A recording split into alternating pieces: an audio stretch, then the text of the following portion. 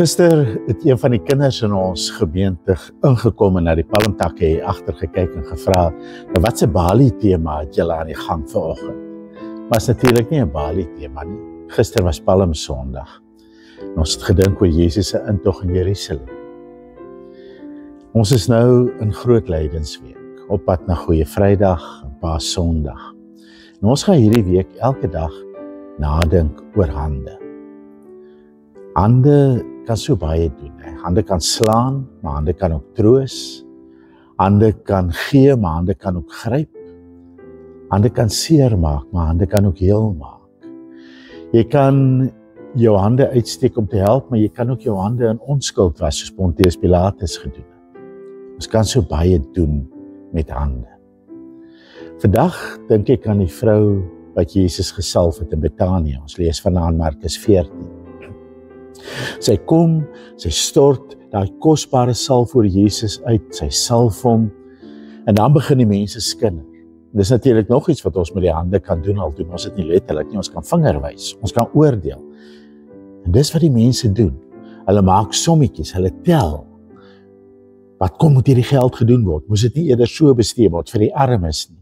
Maar natuurlik gee hulle nie regtig om vir die armes nie, dink ek. Hulle is net besig om te oordeel.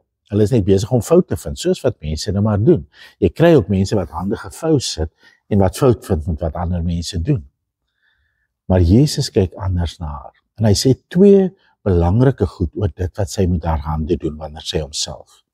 Die eerste is, hy sê, sy het 'n mooi ding aan my gedoen. Daar staan in ons vertaling 'n goeie ding, party vertalings praat van 'n beautiful thing. Sy het iets moois, iets goeds gedoen.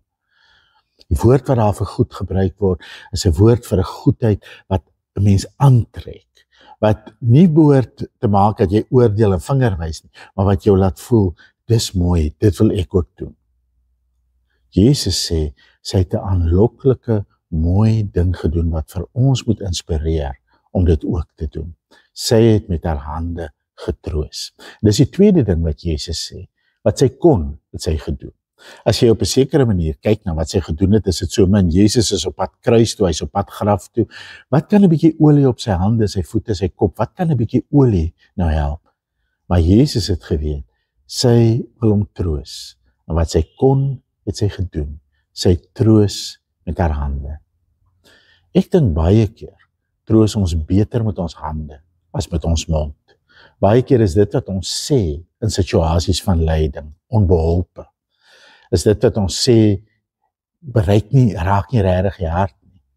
Maar as jy in liefde aan iemand kan raak wat alleen is, as jy liggies jou hand kan sit op iemand wat seer is, as jy terwyl jy bid vir iemand wat siek is, hulle hande kan vashou of hulle die hande kan oplê, of as jy in 'n huis instap waar daar chaos is omdat daar hartseer en trauma is, en jy kan jou hande kom bys toe vat en jy kan gaan tee maak en jy kan skorrelgoed was, dan troos jy met jou hande, dan doen jy 'n mooi ding. En voordat ons gaan dink oor al die lelike goed wat hande kan doen, wil ek eers sê, moet ons dink daaroor, ons hande kan ook mooi doen. En vir Jesus is dit genoeg, as ons doen wat ons kan, met wat ons het, waar ons is. So dink vir 'n oomblik, wat het jou hande die afgelope week gedoen, om te help, of om te troos, om vreugde te bring, om liefde te bewys, om te groet. En dan dink jy, wat kan jy in die week wat kom doen met jou hande? Vir wie gaan jy troos met die hande wat die Here vir jou gegee het? Dis my gebed vir jou. Mag die Here jou hande seën, sodat jy ander mense kan seën met jou hande. Amen.